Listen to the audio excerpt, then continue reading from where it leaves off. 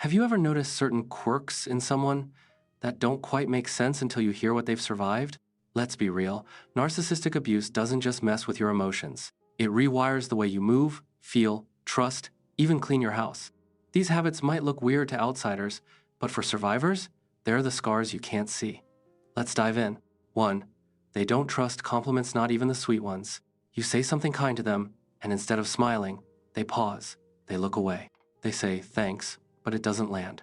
Because inside, they're asking, do they actually mean that, or are they just trying to get something from me?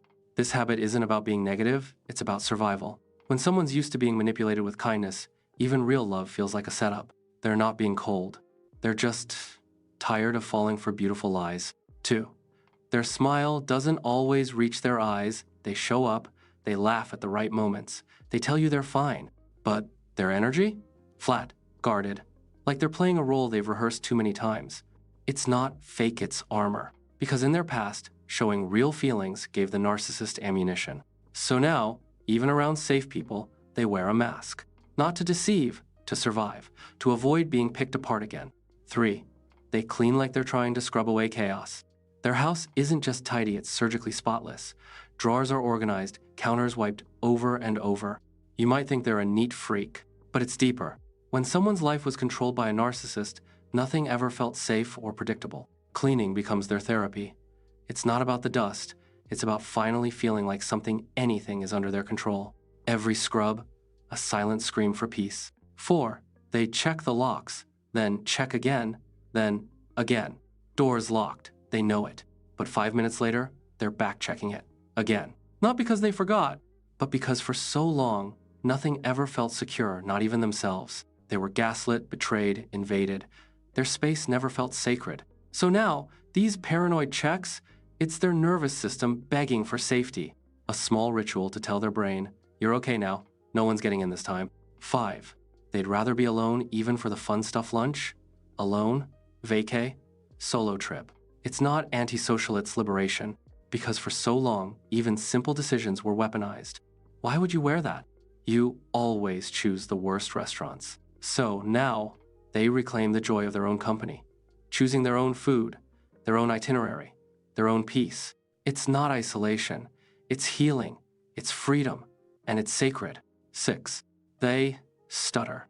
But not because they don't know what to say. Ever seen someone try to tell their story and suddenly freeze? They start strong, but then the words get stuck. Their voice shakes. They stutter. It's not nervousness, it's trauma, trying to find the right words. Because how do you explain years of emotional warfare? How do you tell what you weren't even allowed to feel? Psychologists say this mental block is the brain's emergency brake, trying to slow the flood of memories, pain, and confusion. It's not weakness. It's the residue of surviving something that stole their voice. 7. I'm sorry. It's their default setting. They say, I'm sorry for everything. Bumped into a chair? I'm sorry. Someone else makes a mistake? Still, I'm sorry. This isn't politeness, it's programming. When you've been blamed for everything, you start believing everything is your fault.